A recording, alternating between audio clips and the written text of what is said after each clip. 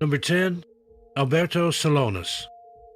85-year-old Alberto Solomons of Weiser, Idaho, packed his fishing gear, 2 fishing rods, and jumped into his 2008 Nissan Frontier pickup truck and headed for Hell's Canyon in Idaho on January 17, 2022.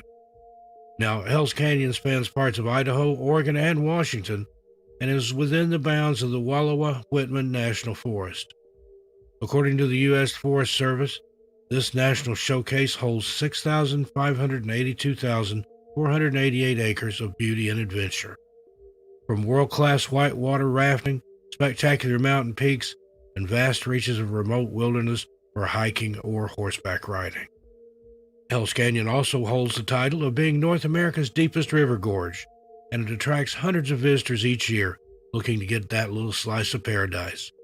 Alberto was one of these people, but unfortunately, Alberto never returned. When 6 p.m. rolled around and he still hadn't returned home, his family alerted the authorities, who sprang into action. Given his age, it was clear that something bad had likely happened to him. The search and rescue crews began their search efforts shortly after he was reported missing. The Baker County Sheriff's Office and the Washington County Sheriff's Office, along with other search and rescue personnel, began combing through Hell's Canyon, looking for any sign of Alberto. Searchers found one troubling clue: his fishing rods. According to reports, the immediate vicinity was searched, and investigators found his fishing rods, with one of them still having a line in the water. They also checked nearby hotels and areas where he may have been resting, but found no sign of him. Searches of local towns also showed up no sign of Alberto, and concerns for his well-being grew as the sun set. Their fears were worsened when at 9:07 p.m. that night, they found Alberto's 2008 Nissan Frontier in the parking lot of the Hell's Canyon Visitor Center. This caused the search for Alberto to intensify, and the next morning, investigators found the next piece of the puzzle. On the rocks, about 200 feet from the docks, they found a felt, short-brimmed hat that was later confirmed to be Alberto's. Investigators were now working on the assumption that Alberto fell in the water and drowned. They called in extra assistance to search the waters. Incredibly, IPC, the Idaho Power Company, offered up its services and deployed a vehicle with an underwater camera with sonar equipment to help in the search for Alberto. However, even with this underwater camera and sonar equipment, no sign of Alberto was found, and investigators discovered themselves back at square one. Official reports state that they believe that Alberto fell into the water and drowned. However, his body has never surfaced. The Baker County Sheriff's Office and the Washington County Sheriff's Office are still conducting their investigations into Alberto's disappearance. Alberto is described as a white male, 5 foot 8 inches tall, 160 pounds, with white hair. His family are desperate for answers, and anyone with any information is asked to please contact the Baker County Sheriff's Office at 541-523-6415 or the Washington County Sheriff's Office at 208-414-2121. Number 9, Ona Hovat. There are few details surrounding the disappearance of 64-year-old Ona O.J. Hovat, but it is still important that we get his story out there in the hopes that someone may know something. According to news reports, the Tucker County Office of Emergency Management was alerted to O.J.'s disappearance at around 9 p.m. on October 3, 2021. Emergency services were informed that O.J. had disappeared while in the Fernau Experimental Forest area in the Monongahela National Forest. A search and rescue effort was conducted, and during that search, they found O.J.'s car near the Turkey Run Trail, but no other information has been released thus far. Scent dogs, search and rescue experts, and the Parsons Volunteer Fire Department have all joined in. However, no sign of O.J. has been found. O.J.'s disappearance is troubling, not just because of the lack of detail about him as a person, but the lack of details in regards to the search. The Tucker County officials and the Parsons Volunteer Fire Service are continuing to search for the man, but there have been no updates as of April 2022. His family did tell investigators that at the time of his disappearance, O.J. was not carrying any food, water, or medication. O.J. is described as a white male with a slim build and salt and pepper hair. Anyone with any information is asked to please contact the Tucker County Communications Center at 304-478-8255 2187. Number 8. William Anthony Ott. 65-year-old William Anthony Ott was last seen on April 5, 2012, when he was dropped off near the Mohawk Canyon and the Hualapai Reservation in the Grand Canyon National Park. According to NamUs, William, who goes by Bill, was on a 3-week solo hike through the park and reservation, and friends and family were not concerned as Bill is a very experienced hiker. Before he left, he packed adequate supplies and also took a GPS tracker with him. Unfortunately, authorities have never released where they've been able to use this GPS data to locate him. As April came to an end and Bill still hadn't returned home, his relatives began to grow concerned. Bill had not taken his phone with him, opting instead to take a handheld GPS. His family waited, hoping that he had gotten caught up in his hike, but unfortunately, by May 10, 2012, Bill was officially reported missing and the search and rescue effort began in earnest. Investigators began combing through the reservation and surrounding areas and came across some potential witnesses. According to reports, either a river company or another company may have seen Bill hiking down the Colorado River. This sighting has not been confirmed, however. Those who are familiar with that area of the park speculate that perhaps Bill was walking to find food, water, or to speak with a park ranger. Another article also notes that Bill may have hitchhiked back to the Flagstaff area of the park, but there have been no reports of a man hitchhiking in the area that matches his description. His friends and family, along with investigators, are desperately hoping that one day they'll have answers to what happened to Bill Ott. Bill was last seen on April 5, 2012, near the Mohawk Canyon, as described as a white male with brown hair, blue eyes, standing 5 foot 10 inches tall and weighs 180 pounds. He was last seen carrying a gray backpack with a black top and blue trim. Anyone with any information is asked to please contact the Coconino County Sheriff's Office at 928-774-4523 and quote case number S12-01697. Number 7. Derek Joseph Luking. 24-year-old Derek Joseph Luking was known to his friends and family as a lover of survivalist shows and camping, and it wasn't unusual for him to spend his time absorbed in shows like Man vs. Wild and other fare from Bear Grylls. While Derek enjoyed spending time outdoors, it was out of character for him to miss work and not to keep in contact with his family, so when he failed to show up for his work shift on March 15, 2012, alarm bells went off. Derek's family and his roommate, Ryan Molden, knew that something was horribly wrong, and after receiving the call from his workplace, they began looking for any signs of Derek. Everyone hoped that Derek had gone out on another one of his ventures and that he would be back soon, but days quickly turned into weeks without any word from him. At the time of his disappearance, Derek was living in Louisville, Tennessee, with his roommate, Ryan, and was working at the Peninsula Behavioral Health Center. Derek was originally from Virginia, so his parents made the difficult journey from their home to Tennessee, hoping that by the time they got there, their son would be safe and sound. When they arrived, they were greeted by his roommate Ryan, and the trio began racking their brains, trying to think of any possible location where Derek could have gone. They also decided to check his computer, and that's when they came across their first clue. Derek had looked up maps of the Great Smoky Mountains National Park and had also made a reservation for a nearby hotel. His parents contacted the authorities to inform them of their son's disappearance and also provided them with the first possible clue. Investigators were able to check CCTV footage from the hotel in question that showed Derek leaving the Microtel Inn and Suites at 4 a.m. on March 17th wearing just a backpack. This footage alarmed investigators and his family, and after conducting a further search of the hotel and surrounding areas, their worst fears were realized. The investigators quickly found the room that Derek had been in for the past few days and found that inside his hotel room was a Bible and a bottle of alcohol. Derek's family and friends had noted that in the months before his disappearance, his behavior had changed significantly, and he had started drinking and smoking, something that would not have been allowed at his religious college. His father speculates that this may just have been his transition into adulthood, or may have signified something darker going on inside of Derek's head. After finding the hotel room where Derek had been staying, investigators also discovered that Derek had purchased almost $1,000 worth of camping equipment from a Bass Pro Shop, Smoky Mountain Knife Works, and a Coleman store. However, what puzzled investigators was that none of his equipment was found in his hotel room, and on the day that he had been seen, he was carrying nothing more than a small backpack. So, where was this new equipment? Well, that question would be answered quickly enough when the discovery of Derek's car in the newfound gap area of the Great Smoky Mountains National Park, which is located to the Tennessee-North Carolina state line. According to the Charlie Project, Derek had purchased the following: maps of the Great Smoky Mountains National Park, a sleeping bag, a tent, a Gerber axe, part of a military survival manual, a knife sharpener, Coleman combination compass and thermometer, 100 feet of black parachute cord, a headlamp, a pocket knife, granola bars, an iPod Touch, and a Bear Grylls survival tool, including a small flashlight, fire starter, and multi-tool.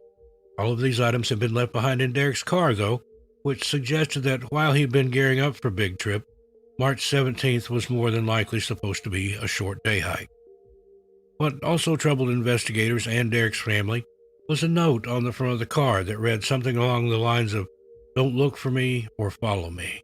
With concerns for his welfare, investigators escalated their investigation and search and rescuers began swarming into the Great Smoky Mountains National Park to look for any sign of Derek. Despite search dogs and teams of people on the ground, no sign of Derek was ever found. Many of the search crews found the trails they had followed coming to dead ends or blockages and theorized that perhaps Derek had taken a more isolated route. Day in and day out, searchers turned up to try and find Derek, but when over a week had passed and no sign of him had been turned up, the search was unfortunately called off. Derek's family have stated that they have never given up hope and are still doing all they can to help bring him home. There are countless theories out there surrounding what could have happened to Derek. Perhaps he took his own life, or perhaps he'd gone out into the park hoping to replicate one of the many survivalist TV shows he'd seen. While he loved camping, his family said that Derek wasn't very well versed in the outdoors or hiking, and find it unlikely that he would have taken such a great risk, especially in a park as big as the Great Smoky Mountains National Park. Derek Joseph Luking was last seen leaving the Microtel Inn and Suites at around 4 a.m. on March 17, 2012. He is described as a white male with brown hair, hazel eyes, stands approximately 5 foot 11 inches tall, and weighed between 215 and 225 pounds. He was last seen wearing a gray hooded sweatshirt, dark-colored track pants with a white stripe down each leg, dark-colored tennis shoes, and possibly a waterproof watch. He was also possibly carrying a camouflage print Realtree rain gear pack and a black or dark blue book bag type bag. Derek has stretch marks on his lower back and has a tattoo of Japanese characters on his upper left chest. Anyone with any information is asked to please contact U.S. Park Ranger Joshua Frazier of the National Park Service at 828-497-1940 and refer to case number 12-1076. Number 6. Samuel Sagal. Ashley Sagal's phone buzzed on January 15, 2022. As she looked down, she was pleased to see that the text was from her brother, 29-year-old Samuel. The two exchanged a few texts, with Samuel finishing up the conversation by saying, "Nope, but I can give you a call later today." But sadly, that call never came, and this was the last text message that Samuel ever sent. After this message, he was not seen or heard from since. And as the months pass by, his friends and family are growing desperate for answers. Samuel was a keen outdoorsman and loved to explore around his home in Springwood, Sydney, Australia. When he wasn't working, Samuel often walked through the numerous national parks that Australia has to offer with his 3-year-old daughter, and he also had a passion for rock climbing. His friends and family described him as one of a kind, with a big heart and a cheery outlook on life. So when he told them of his plans to hike in the Glenbrook National Park, his family thought he was off out on another one of his adventures. CCTV footage from January 15, 2022 shows Samuel entering the park, and this is the last confirmed sighting of him. Samuel was in the Blue Mountains area, but his exact route and plans have not been disclosed. When he failed to return his sister's subsequent texts and calls, his family became worried, and on January 23, 2022, they filed a missing persons report after he had failed to contact any of them. Ashley later told 7 News Australia, "Everything seemed normal. I didn't suspect anything out of character. Throughout the week, I tried to reach out to him again, but couldn't get through. By the next weekend, though, I was quite worried because he hadn't gotten back to me at all. And then we found out he didn't turn up to work, and that's when we really became concerned. Following this report, the New South Wales Police, Blue Mountain Police Area Command, and State Emergency Services sprang into action and began their search for Samuel in earnest. As their search commenced, investigators found Samuel's 2021 Toyota Hilux in the Jelly Bean Pool parking lot, but no sign of Samuel. A further search of the park was conducted by the Emergency Services and the New South Wales Police. However, this search turned up nothing. Multiple searches have since been conducted, but no one has been able to find any sign of Samuel.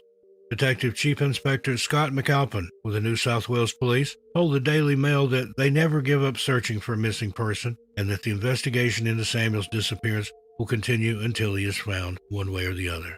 He also added that there had been no activity on Samuel's phone or bank accounts since his disappearance and that the police do not suspect any suspicious activity. In the wake of Samuel's sudden disappearance, his boss, Phil Dixon, started a movement called Walk It Off, which gives men a chance to meet, walk, and discuss mental health in a safe environment. In a Facebook post on March 12, 2022, Ashley wrote, "On Saturday, 12 March 2022, we celebrated Sam's 30th birthday. It is difficult to piece together the right words to describe who Sam is because we have our own unique bond with him. However, over the many stories shared over the weekend, it's incredibly clear the profound impact he had on so many. He is truly one of a kind. Although we don't know where Sam is still here. He will continue to live in our hearts and through his most beautiful little girl." Samuel Sagal was last seen entering the Glenbrook National Park on January 15, 2022, has not been seen or heard from since. Samuel is described as a white male with brown hair, brown eyes, standing about 5 foot 9 inches tall with a slim build. Sam has distinctive tattoos of spider webs on his elbows and knees, a mermaid on his right forearm, a skull on his right wrist, and a dragon on his left forearm. Samuel also has a gold front tooth. Anyone with any information is asked to please contact the Springwood Police Station at 02-4751-0299 or Crime Stoppers Australia at 1-800-333-000. Number 5, Barbara Bolk. 55-year-old Barbara Bolk was last seen in the Bitterroot Mountains in the Bitterroot National Park in Montana on July 18, 2007. Barbara was a keen hiker and loved the great outdoors. However, her husband had recently suffered a heart attack and wasn't able to hike. That did little to dissuade Barbara, though, and instead she went with her husband's cousin and the husband's cousin's friend, Jim Ramaker. According to sources, the two men had traveled from California to visit Barbara and her husband and also wanted to take in the sights that Montana had to offer. This included a hike to the Bear Creek Overlook, and the two had been looking forward to this hike as part of their trip. As the morning of July 18, 2007 rolled around, Barbara prepared herself for the hike and waited for the two men to get up and get ready. That morning, her husband's cousin was too hungover to hike, so Barbara and Jim hopped into her car and set off on the hike with just the two of them. As previously mentioned, Barbara was a keen hiker and outdoors person, so she was well equipped for the hike. Along with the necessary supplies, Barbara also packed her .357 Magnum pistol just in case she encountered any unfriendly animals along the way. At around 9 a.m., the two set off, headed for the Bitterroot National Park. As Barbara bid farewell to her husband, neither of them knew that it would be the last time they would ever see each other. According to Jim, the friend, the two entered the park and headed for the Bear Creek Overlook, and at some time between 11:30 a.m. and 1 p.m., the two reached their destination and Jim stopped for a moment to take in the scenery. Barbara was only an estimated 20 or 30 feet away from him, but as he turned back around to finish the hike, she was gone. Jim looked everywhere for Barbara, but after failing to find her, he returned home and informed her husband of her disappearance. The Ravalli County Sheriff's Office was made aware of her disappearance, and along with search and rescue teams, began their search for Barbara. During the initial investigation, Jim revealed that Barbara had spoken to two young men while on the trail, a fact that was backed up by other hikers that had seen her along the trail that day. According to Jim, the two men were in their early 20s. One of them was dark-skinned with black hair, and the other had a medium complexion with reddish hair. The two men were athletic, clean-cut, and were accompanied by a black mixed-breed dog with white markings and floppy ears. Investigators also discovered that the two men that Barbara allegedly spoke to may have been traveling in a light-colored, older model Chevrolet S10 SUV with Missoula County, Montana license plate. Composite sketches were made of the two men in question, and a reward was offered to anyone who could identify them and give the county sheriff's office more information to work with. Despite a cash reward being offered, the two men have never been identified and therefore have never been questioned by the authorities.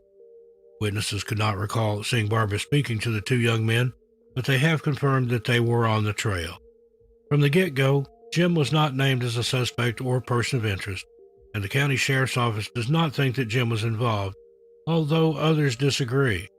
The two men are also not considered to be suspects and are merely persons of interest who may be able to offer investigators further insight into Barbara's disappearance.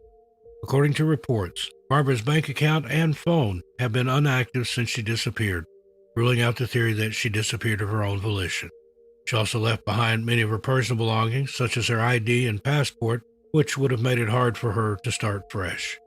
Barbara's husband also told the media and investigators that Barbara was afraid of heights, so it's unlikely that she wandered too close to the edge and tumbled off. Extensive searches have been carried out in the area, but so far, investigators have found no sign of Barbara. Barbara Bolk was last seen on July 18, 2007, at the Bear Creek Overlook in the Bitterroot National Park in Montana. She is described as a white female with red hair, brown eyes, standing at even 5 feet tall, and weighs 115 pounds. Barbara's ears are pierced, and she also wears glasses. She was last seen wearing a pastel-colored t-shirt and tan shorts. Anyone with information is asked to please contact Detective Dave Potter of the Ravalli County Sheriff's Office at 406-375-4061 and reference case number 08033129. Number 4, Jonathan O.J. Jonathan O.J. was known to his work colleagues at the L.A. County Sheriff's Office as a hardworking and dedicated employee. Jonathan had worked with the Sheriff's Office for the last 15 years, some sources say 18, and would often work the night shift without complaining about the unsociable hours. Jonathan was made of tough stuff and had served in the U.S. Army Special Forces Unit as a paratrooper before joining the Sheriff's Office. Nobody in the Sheriff's Department nor in the K-9 unit where Jonathan worked doubted that he could handle the job and was able to handle whatever was thrown at him. These details make Jonathan's disappearance all the more mysterious and troubling, and June 11, 2022 will mark the 24th anniversary of this tragic event. On June 11, 1998, Jonathan headed down to the Devil's Punch Bowl area of the Angeles National Forest for a run as he was gearing up to run the Western States 100-mile endurance run. For someone like Jonathan, with extensive military and police background, the run was sure to be somewhat of a walk in the park, no pun intended. However, Jonathan took great pride in his physical fitness and wanted to make sure that he was at least 110% prepared for whatever the endurance race coming up might throw at him. That morning, he kissed his wife, Deborah, goodbye, promising her that he would be home by the time it turned dark. But unfortunately, Jonathan was unable to keep his word. As the sun fell, his wife knew that there was something terribly wrong, and Jonathan was officially reported missing to the Palmdale Sheriff's Station. The sheriff sprang into action and began searching the Devil's Punch Bowl for any sign of Jonathan. During this initial investigation, they spoke to witnesses who remembered seeing Jonathan earlier that day. The first witness was a teacher out on a trip with a group of school children. According to the teacher, Jonathan told them that he was headed for the summit of the 9,400-foot-tall Mount Baden-Powell, much to the amazement of the kids. Mount Baden-Powell is around 20 miles away from Devil's Punch Bowl, and the route would have been the perfect place for him to prepare for the endurance run. 4 witnesses were spoken to, and they also remembered seeing a man fitting Jonathan's description running and jogging through the park toward the mountain. The last confirmed sighting of Jonathan was made at 6 p.m., when he was seen heading toward the parking lot, presumably to head home, as he had promised his wife, Deborah. That wasn't the only thing that witnesses recalled, though. Shortly after Jonathan was seen heading toward the parking lot, a single shot rang out, echoing through the thick trees of the park. Now, it's unknown whether this shot is connected with Jonathan's disappearance in any way. However, the possibility does exist. While investigators were talking to witnesses, other investigators were busy looking for Jonathan, and while they didn't find him, they did find his truck in the parking lot. It's unknown whether any forensic evidence has ever been recovered from this truck. As the night led into the morning, search and rescue crews started up the search again, and in total, people on the ground, helicopters, dog units, ATVs, thermal and infrared imaging cameras, and colleagues from the sheriff's office where he worked joined in to help find him. As the investigation continued, rumors began to swirl, and many speculated whether Jonathan had taken off of his own accord. Jonathan and his wife, Deborah, had been high school sweethearts, but it wasn't all happy families and rainbows at home. In the months before his disappearance, Jonathan had asked for a divorce and seemed very cold towards her. His behavior had also taken an odd nosedive, with him packing away and giving away a few of his prized possessions. This wasn't the only rumor to circulate, and it was also postulated whether Jonathan had been targeted because of his line of work. There are several possibilities tied to this theory, with the most prevalent being that Jonathan likely found something big and that the key players had him taken out to keep their business secret. Also, the possibility that he turned state's evidence and had to disappear into the witness protection program. The website Strange Outdoors also mentions how in the early 90s, several officers in the area were indicted for tipping off those in the business of trafficking substances while taking cash payments for this information. Many years have passed since Jonathan O.J. disappeared, and while the rumor mill continues to churn, there is still no solid evidence that points to his whereabouts.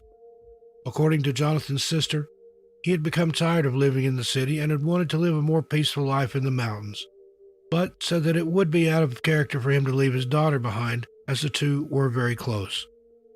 Multiple people have been put in the spotlight and have been believed to have been behind Jonathan's disappearance, but there has never been any concrete evidence to back up these claims. Jonathan O.J. was last seen running through the Devil's Punch Bowl in the Angeles National Forest on June 11, 1998, and has never been seen or heard from since. Jonathan is described as a white male with brown hair, brown eyes, standing 6 foot tall and weighing 165 pounds.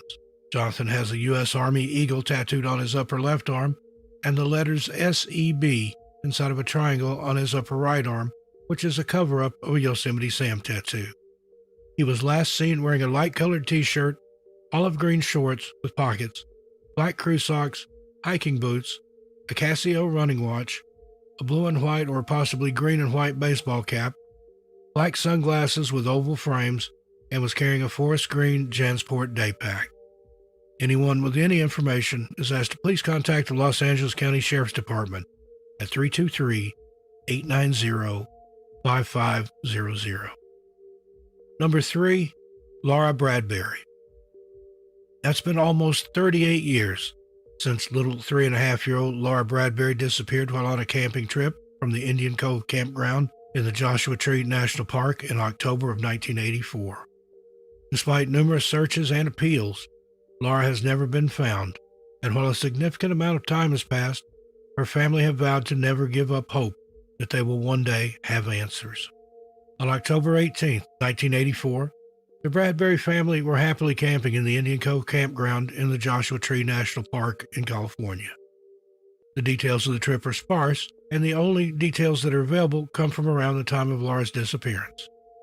According to sources, Laura's older brother, 8-year-old Travis, went to the portable bathrooms, and Laura decided to tag along with him. As Travis stepped into the toilet cubicle to relieve himself, Laura stood outside and waited patiently for her big brother. However, by the time Travis had finished his business, Laura was nowhere to be seen.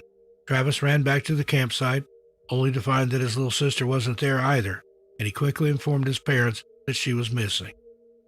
A search rapidly ensued, and word got out around the camp fast, with over 250 people on the ground, people on horseback, and helicopters, and scent dogs, all joining in the search for the little girl.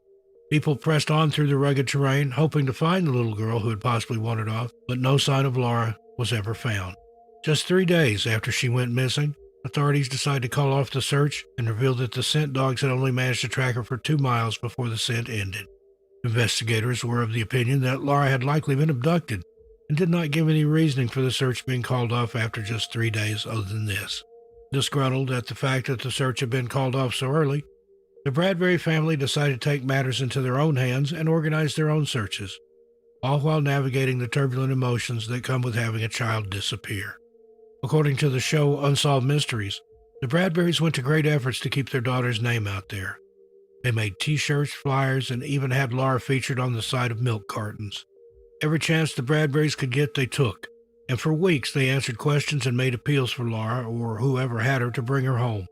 In the wake of their grief, they created the Laura Center, which is a nonprofit organization that helped them to distribute flyers and information about their daughter. Tips and leads trickled in, but nothing concrete came. That was until one tipster led them to a possible suspect description. This witness told investigators that they had seen a man in a metallic blue van at the Indian Cove campground in the hours before Laura disappeared.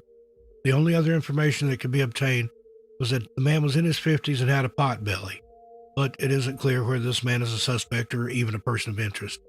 While investigators were working through Laura's case in the background, the Bradberrys tried their best to keep Laura's name in the headlines over the years, and her case was even featured on the TV show Unsolved Mysteries. Just 2 years after Laura disappeared, a tragic discovery was made just 5 miles away from the Indian Cove campground. A skull and other partial human remains were found, and while DNA testing was undertaken in 1990, it wouldn't be until 2010 that the Bradberry family would know with certainty that they belonged to Laura. The coroner's office could not determine a cause of death, and her father had to step through several legal loopholes, including having DNA tests reperformed in order to claim the remains to give them a proper burial. Unfortunately, there have been no updates in Laura's case, and the police have no suspects and very few leads.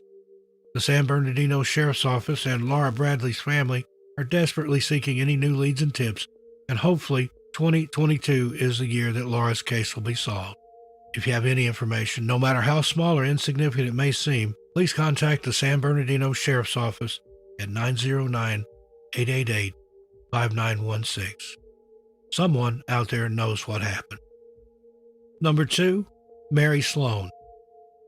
53-year-old Mary Sloan and a group that she was hiking with had gone up onto Mount Graham in Tucson, Arizona in September 2015, and everyone was looking forward to what the trip had in store for them. Unfortunately, none of them could have anticipated that their trip would turn into a nightmare and a search and rescue mission, and to this day, authorities are still baffled by Mary's sudden disappearance. According to those who were with Mary on the trip, they had set up a camp a quarter mile from Grandview Peak Road on September 3, 2015. At around 8:30 p.m., everyone headed to bed to make sure they were refreshed and ready for the early morning start. As morning broke and everyone got out of their tents, they realized that one person was missing, Mary. After searching her tent and the surrounding areas, they realized that she was nowhere to be found and called in the help of investigators and search and rescue teams.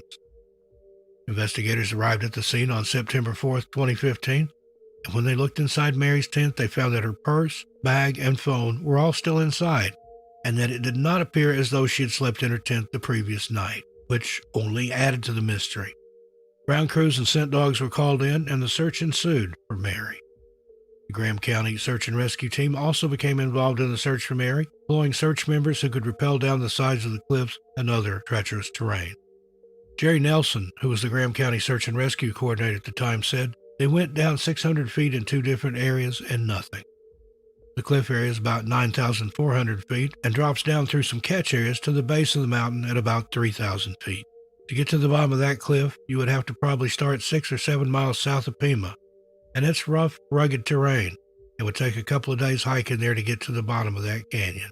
There's no way we can rappel 6,000 or 7,000 feet. We just don't know where to go. You can't search that whole mountain. Mary's family were understandably distraught to hear her disappearance and revealed to the media that she had been dealing with the passing of her husband. Search efforts were eventually called off, and investigators are still left baffled by Mary's sudden disappearance. One theory states that perhaps Mary left her tent to use the bathroom and encountered trouble while out there. Another is that she was possibly abducted, although in such a quiet area, it's likely the other campers would have heard or seen something. There are very few leads in Mary's case, and her family have said that they have not given up hope in trying to find out what happened to her. Mary is described as a white female, approximately 5 foot 2 inches tall, 110 pounds, with brownish blonde hair.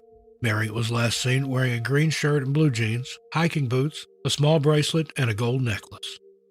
Anyone with any information as to Mary or her whereabouts is asked to contact the Graham County Sheriff's Office at 928-428-3141 or on 928-428-3141. 0808 and reference case number GCSO 15-013006. And number 1, Stephen Paul Thomas. In April 1976, 19-year-old Stephen Paul Thomas and his friends, T. Mark Seymour, James Thackerberry, Ken Sherwood, Robert Bromley, and Bruce Weaver, decided to take a hike up Mount Marcy together. While 6 of them set off, only 5 of them would return, and to this day, the disappearance of Stephen Paul Thomas has never been solved. According to the 5 men that were with Stephen on April 12, 1976, they had made it just 2 miles short of the summit and decided that it was a good place to set up camp for the night. The group had been hiking for quite a while, and with snow on the ground and freezing temperatures accompanied by a bitter wind, they were all very much ready for a rest. Well, that was apart from one person, Stephen. While the others set up camp, Stephen asked if anyone wanted to come with him on a walk, to which the 5 men declined. It had already been a difficult day walking through the wind and snow, and the last thing any of them wanted to do was stay out in the cold and physically exert themselves even more. Stephen wasn't fazed by going for a walk alone. He drank some tea, put away his cup, and happily set off down the trail, telling his friends he would be back shortly. According to these friends, they just assumed that he wanted to get a head start on what the journey tomorrow would entail, and had no idea that hours later they would be starting a search party for him. As the sun began to set and darkness fell, the 5 men became concerned that Stephen still hadn't returned from his walk. He had left with nothing but his pocket knife and was not suitably dressed, nor had the equipment to be gone for the night in such conditions. Their concern grew as the wind speeds picked up even more and the temperatures plummeted. The group had initially set out looking for Stephen, but the harsh winds had forced them back to safety and the warmth of their tents. As the night progressed, they decided to get some rest and to wait for the Arctic winds to blow over and that they would continue looking for him in the next morning, hoping that he had managed to shelter somewhere for the night. When morning came, no sign of Stephen. They once again set off down the trail looking for him, but there was just no sign. When later interviewed by investigators, the group told them that they spent the initial hours following Stephen's disappearance looking for him themselves, as they believed that their time would be best used that way.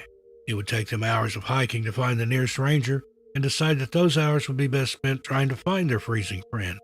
However, after failing to uncover any sign of him, they hiked to find the nearest park ranger and alerted him of the situation. A few minimal searches by land and helicopter were performed, and after Stephen's family put pressure on agencies, additional searches were also undertaken, but no sign of Stephen has ever been found. Human remains were discovered in July of 1976. However, these were later determined to belong to another missing hiker. Stephen's family have never given up, and despite agencies dragging their heels in the search for their brother, his siblings, Marilyn Ireland and Bob Thomas, have traversed Mount Marcy countless times over the years, looking for any clue or sign of their brother.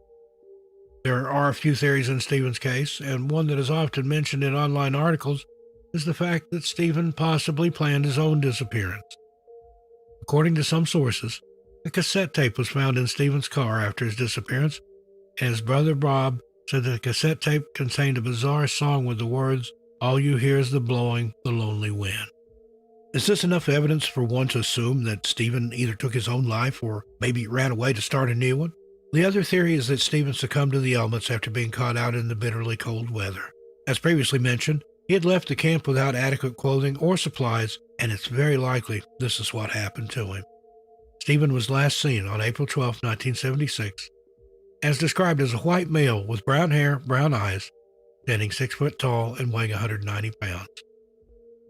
He was last seen wearing faded blue jeans, a brown leather belt, yellow rubber gloves, a t-shirt, white undergarments, a blue parka, a yellow raincoat, and boots. Anyone with any information regarding Stephen or his whereabouts is asked to contact the New York State Police at 518-897-2000. Well, there you have it, folks. What do you think of these strange disappearances? I look forward to your comments, but please be friendly and respectful. In the meanwhile, be good to yourselves and each other. Stay safe out there, especially if you're going hiking. As for me, I'll see you a little farther on down the trail. I'm Steve Stockton, and I'll talk to you next time.